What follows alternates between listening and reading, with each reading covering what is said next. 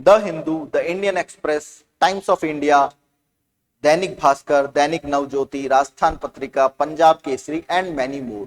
All these newspapers are running into the market right now. We read one or two newspapers on our daily basis. But do we have any idea when Indian newspaper has started, when Indian press has started? कब Indian press का origin होता है? Do we have any idea कि कैसे, किन difficulties में Indian press develop हुई है? इन्हीं सब क्वेश्चंस को आज हम डिस्कस करेंगे. Hi guys, my name is Shravan Yadav and I welcome you all to this new video. तो गाइस, आज हम डिस्कस करेंगे कि कैसे इंडियन प्रेस ओरिजिनेट होती है और कैसे डेवलप होती है ड्यूरिंग द ब्रिटिश टाइम्स. तो ब्रिटिश टाइम्स में कैसे इंडियन प्रेस डेवलप हुई है, उसको डिस्कस करने से पहले let me tell you a fact that in press जो है, प्रिंटिंग प्रेस जो है, फर्स्ट टाइम पोर्तुगीज ने इंट्रोड्यूस की इंडिया में इन 1556. तो फर्स्ट टाइम पोर्तुगीज लेके आते हैं प्रिंटिंग प्रेस इंडिया में इन 1556. और जो फर्स्ट न्यूज़पेपर होता है, जो फर्स्ट न्यूज़पेपर होता है, वो किसी इंडियन ने नहीं पब्लिश किया, वो किया जेम्स ऑगस्टस हिकी ने फर्स्ट न्यूज़पेपर पब्लिश किया इन 1780, जिसका नाम था द बंगाल गैजेट और द कलकत्ता जनरल एडवर्टाइजर. इन दो नाम से इसे जाना जाता है. और ये किसने इंट्रोड्यूस किया? 1780 में जेम्स ऑगस्टस हिकी ने इंट्रोड्यूस किया, जिसे फादर ऑफ इंडियन प्रेस भी बोला जाता है. तो जेम्स ऑगस्टस हिकी को फादर ऑफ इंडियन प्रेस भी बोला जाता है. Bengal gazette is also sometime known as Hicky's gazette. साथ में you need to understand one thing कि this is the British time, this is the East India Company's time. East India Company इस time उसने बंगाल को कैप्चर कर लिया है.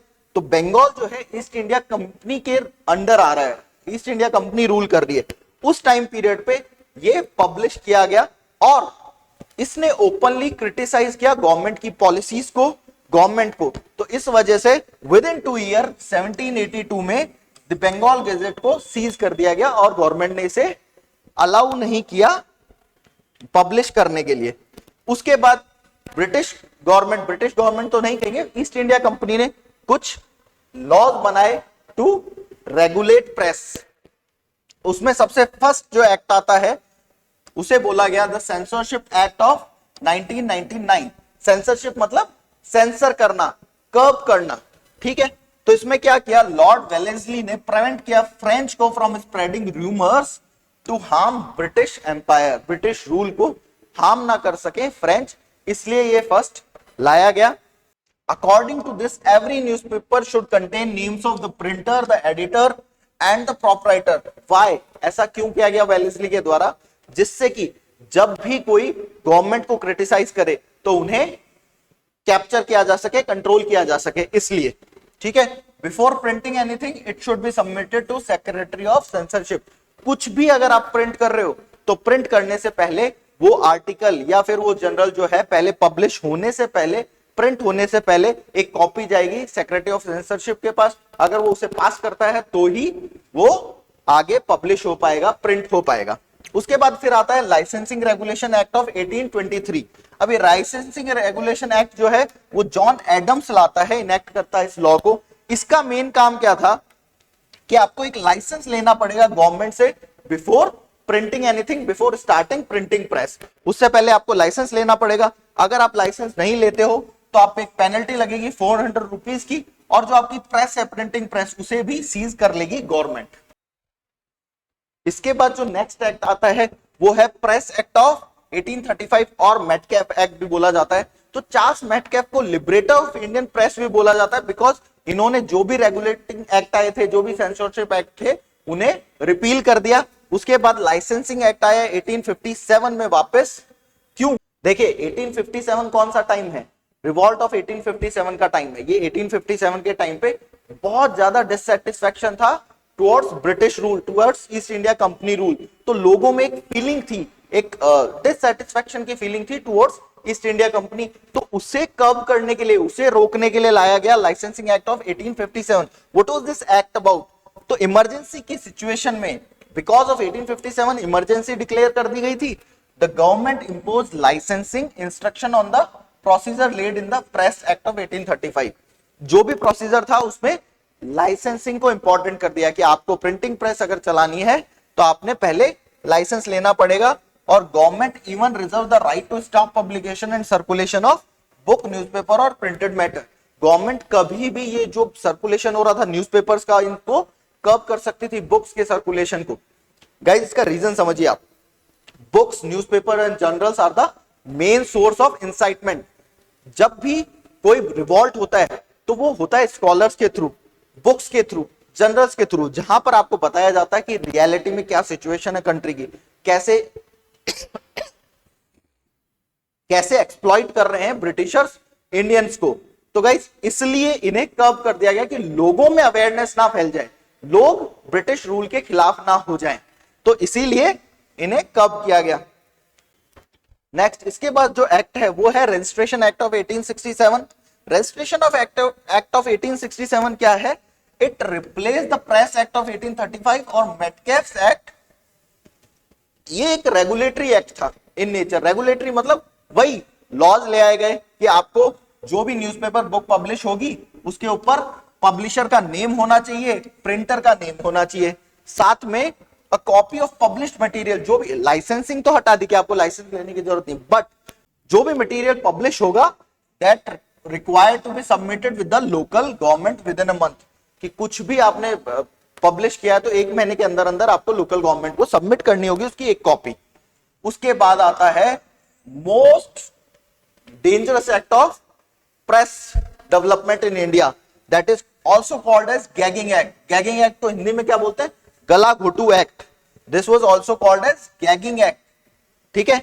और इसे बोला गया वर्नाकुलर प्रेस एक्ट ऑफ 1878। इसमें क्या किया गया, जो भी वर्नाकुलर लैंग्वेज के न्यूज़पेपर्स थे उन्हें पर्टिकुलरली, ये सिर्फ वर्नाकुलर लैंग्वेज के न्यूज़पेपर्स के लिए था, तो the vernacular press, local language press जो थी, जो वर्नाकुलर लैंग्वेज से आप क्या समझते हो? जो रीजनल लैंग्वेज होती है लोकल लेवल पे, जैसे गुजराती में न्यूज़पेपर छप रहा है, राजस्थानी में छप रहा है, या फिर बंगाली में छप रहा है, तो उन न्यूज़पेपर्स को, हिंदी में जो न्यूज़पेपर उस टाइम के लिए, हिंदी में भी जो न्यूज़पेपर छप रहे थे, उन्हें जो ब्रिटिश एम्पायर को क्रिटिसाइज कर रहे थे उनको कर्ब करने के लिए ये एक्ट लाया गया, उनको बंद करने के लिए, उनको सीज करने के लिए। इसे गैगिंग एक्ट भी बोला गया है ना। तो लॉर्ड लिटन जो थे वो रिस्पॉन्सिबल थे फॉर दिस एक्ट। गाइस ये बहुत कंफ्यूजन होता है lord Lytton and lord Ripon में। तो लिटन को आप याद कर लीजिए, लिट मतलब जिसने स्टार्ट किया, लाइटन अप किया इस एक्ट को। तो लॉर्ड लिटन ने वर्नाकुलर प्रेस एक्ट को लिट किया, एंड फिर रिपन आते हैं इनके बाद 1881 में, वो इसे रिपील करेंगे। तो रिप, ये 1881 में रिप कर देंगे वर्नाकुलर प्रेस एक्ट को। क्या फीचर थे वर्नाकुलर प्रेस एक्ट के? According to this, magistrates were authorized to ask any publisher of newspaper to give assurance not publishing anything threatening peace and security in the country. Peace and security कैसे threaten हो रही थी उस time? देखिए British rule था, है ना, अब क्राउन रूल आ चुका था, ईस्ट इंडिया कंपनी खत्म हो चुकी थी। तो जब भी लोगों को इंसाइट किया जाएगा अगेंस्ट ब्रिटिशर, तो पीस एंड सिक्योरिटी पे इंपैक्ट पड़ेगा। लोगों में एक रेवोल्यूशन की फीलिंग आ रही थी ड्यू टू दीज न्यूज़पेपर्स, एक अवेयरनेस आ रही थी about the exploitation of British rule. तो इसलिए इसे रोकने के लिए इस एक्ट को लाया गया, ठीक है। नेक्स्ट गाइज, मैजिस्ट्रेट डिसीजन जो भी होगा, अगर मान लीजिए मैजिस्ट्रेट के सामने एक जाता है इशू कि किसी भी एक्ट प्रेस को बंद किया गया है और वो प्रेस मैजिस्ट्रेट के सामने जा रही है, तो मैजिस्ट्रेट का डिसीजन फाइनल होगा। और मैजिस्ट्रेट कौन होते थे? सारे यूरोपियंस। तो ऑब्वियसली वो किसके फेवर में करने वाले थे रूल? ब्रिटिश रूल के फेवर में।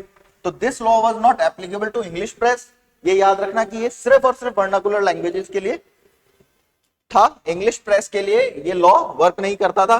This act empowered the government to issue search warrants and enter newspaper premises without even search warrant. किसी भी जगह पे विदाउट कोर्ट ऑर्डर किसी भी न्यूज़पेपर के प्रेमाइसेस में एंटर हो सकते थे ब्रिटिश ऑफिशियल्स, और वहां पे सर्च कर सकते थे कि कैसा है, कोई मेलाफिशियस, कोई भी सेडिशियस, कोई प्रिंटिंग तो नहीं हो रही है। उसके बाद more stringent laws were enacted when the freedom movement gain momentum. Freedom movement इस टाइम बहुत ज्यादा मोमेंटम गेन कर रहा था, एक नेशनलिज्म की फीलिंग बहुत ज्यादा डेवलप हो रही थी लोगों में। तो उसको कर्ब करने के लिए, उसको सप्रेस करने के लिए भी बहुत ज्यादा स्ट्रिंजेंट नए नए रूल्स लाए गए। अंडर दिस सुरेंद्र नाथ बैनर्जी जो थे, he was the first journalist who was imprisoned for criticizing a judge of Calcutta High Court.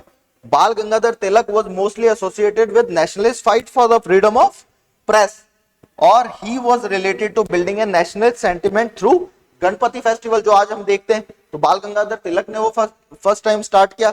Shivaji festival 1896 में स्टार्ट किया। उन्होंने न्यूज़पेपर्स भी पब्लिश किए, केसरी एंड मराठा। उसके बाद ये जो गैगिंग एक्ट है इसे रिपील कर दिया किसने? लॉर्ड रिपन ने। तो लिटन ने इसे लिट किया, रिपन ने इसे रिप किया। आई होप गाइस इससे आपको जल्दी से याद होगा। This is the most important act जो आपको बहुत ज्यादा इंपॉर्टेंट है आपके मॉडर्न इंडिया के लिए। उसके बाद न्यूज़पेपर्स एक्ट आता है 1908 में, जिसमें मैजिस्ट्रेट्स को पावर दी गई कि वो कॉन्फिस्केट कर सकते थे प्रिंटिंग प्रेस और प्रॉपर्टी, जो भी प्रिंटिंग प्रेस की न्यूज़पेपर की प्रॉपर्टी थी उसे सील कर सकते थे, which publish objectionable material like incitement to murder और एक्ट्स ऑफ वायलेंस। कि बहुत ज्यादा रेवोल्यूशनरीज बनते जा रहे थे इस टाइम, है ना, ब्रिटिश ऑफिशियल्स को अटैक किया जा रहा था। तो इसलिए कि, और ये सबसे ज्यादा क्या हो रहा था, जनरल्स न्यूज़पेपर्स की वजह से जो अवेयरनेस फैल रही थी ब्रिटिश के खिलाफ, इंडियंस में ब्रिटिश एक्सप्लॉइटेशन के खिलाफ जो इंडियंस में बहुत ज्यादा अवेयरनेस फैल रही थी, उसका ये रीजन था। ठीक है, newspapers were allowed to appeal in high court within 15 days. अगर कोई इशू होता है ना, किसी न्यूज़पेपर की प्रॉपर्टी को कॉन्फिस्केट कर लिया जाता है, सील कर लिया जाता है, तो they can appeal, they had the power to appeal, but within 15 days. अगर 15 दिन बाद करेंगे तो नहीं कर सकते। फिर आता है Indian press act of 1910। Indian press act of 1910 आता है। This measure was put into effect in order to curtail and restrict emerging Indian freedom struggle, particularly during arrival of World War I. Britishers का पूरा focus कहां था? World war पे। तो इस time India के पास पावर थी। इंडिया के अंदर अगर नेशनलिज्म की फीलिंग आ जाती तो ब्रिटिश क्लचेस से निकलने के लिए बहुत अच्छा टाइम था। तो इसलिए और ज्यादा स्ट्रिंजेंट रूल बनाए, जिससे कि कोई भी ऐसा न्यूज़पेपर या फिर कोई भी ऐसा इंसाइटमेंट नहीं हो सके, लोगों को भड़काया ना जा सके अगेंस्ट ब्रिटिशर्स। तो एम्पावर्ड लोकल गवर्नमेंट, जो लोकल गवर्नमेंट थी उसे एम्पावर कर दिया कि वो they can demand security deposit of ₹500 to 2000 which could be forfeited. अगर कुछ भी प्रॉब्लम होती है या फिर उस न्यूज़पेपर कोई भी ऐसा ऑब्जेक्शनेबल मटेरियल पब्लिश करता है, तो उसकी जो सिक्योरिटी थी जो कि 500 से 2000 हो सकती थी, वो फोरफिट कर ली जाएगी और इस रजिस्ट्रेशन जो है उन्हें भी कैंसिल कर दिया जाएगा फॉर प्रिंटिंग फर्दर। उसके बाद आती है एक प्रेस कमेटी, जो कि ये बहुत इंपॉर्टेंट है, याद रखना। This press committee was chair by Tej Bahadur Sapru in 1921। First Indian committee, एक कमेटी थी प्रेस कमेटी जिसके इंडियन चेयरमैन थे। उनके रिकमेंडेशंस पे 1908 एंड 1910 के जो एक्ट थे उन दोनों को रिपील कर दिया गया। और आखिरी में आता है इंडियन प्रेस एक्ट, जिसे इमरजेंसी पावर एक्ट भी बोला गया 1931 में। अभी देखिए वापस एक सिचुएशन डेवलप होने लग गई है वर्ल्ड वॉर सेकंड की, है ना, तो उसकी वजह से, और गांधीयन मूवमेंट जो है वो अपने जोर पे था। बहुत सारे न्यूज़पेपर छप रहे थे जो इंडियंस को अवेयर कर रहे थे अबाउट द नेशनलिज्म, अबाउट जो इंडियंस में नेशनलिज्म की फीलिंग को इंसाइट कर रहे थे। तो उसको कर्व करने के लिए, उसे कंट्रोल करने के लिए ये एक्ट आता है जो प्रोविंशियल गवर्नमेंट को पावर देता है टू सप्रेस द एक्ट।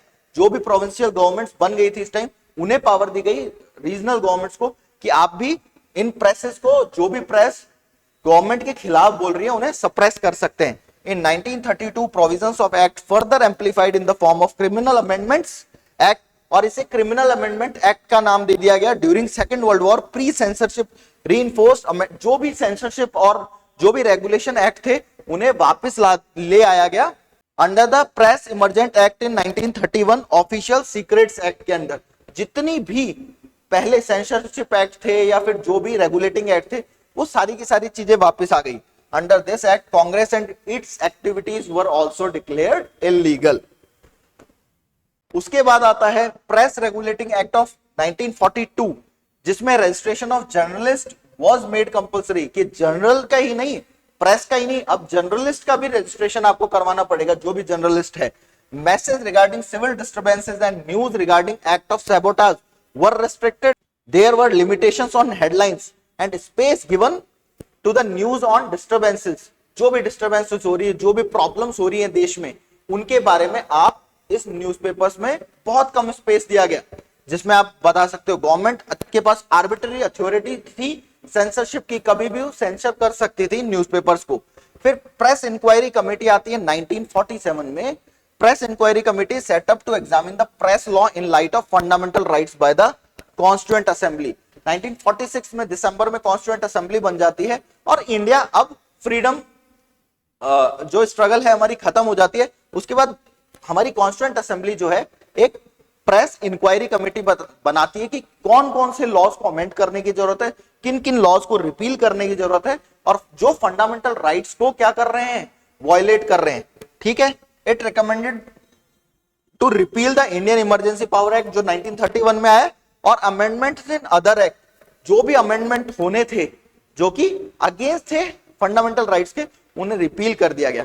तो guys this was the story, कैसे इंडियन प्रेस डेवलप हुई till freedom of India, independence of India तक, कैसे कैसे ब्रिटिश एम्पायर के टाइम पे इंडियन प्रेस डेवलप हुई है।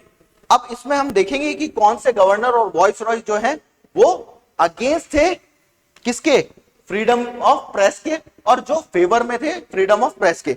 तो जो फेवर ऑफ सेंसरशिप मतलब against the freedom of press थे वो थे Wellesley, Lord Minto second, Lord Adams, Lord Canning, Lord Lytton, Lord Elphinstone and sir Munro. और जो फेवर में थे वो कौन थे, Lord Hastings, Charles Metcalfe, Macaulay and Ripon.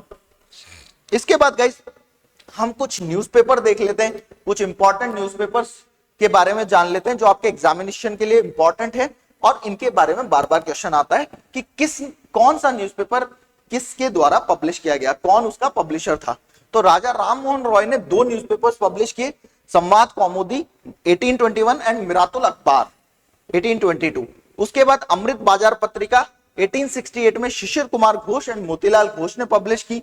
उसके बाद द हिंदू, जो आज भी क्या है, Bible for UPSC exam, IAS CSC exam के लिए बहुत इंपॉर्टेंट है। द हिंदू सब स्टूडेंट्स को पढ़ना लगभग जरूरी होता है।